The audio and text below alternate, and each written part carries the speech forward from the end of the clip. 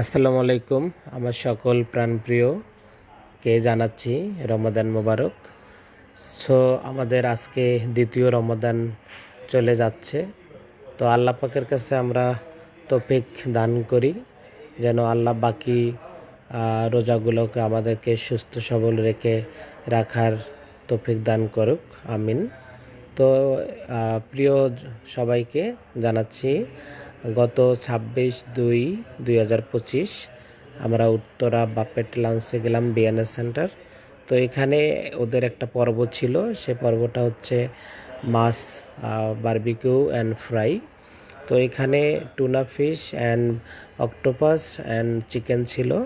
তো দেখেন শেফ ভাই এত সুন্দর করে প্রসেসিং করছে, তো খুবই ভালো লাগছে, খাবারটা খুবই মজাদার ছিল।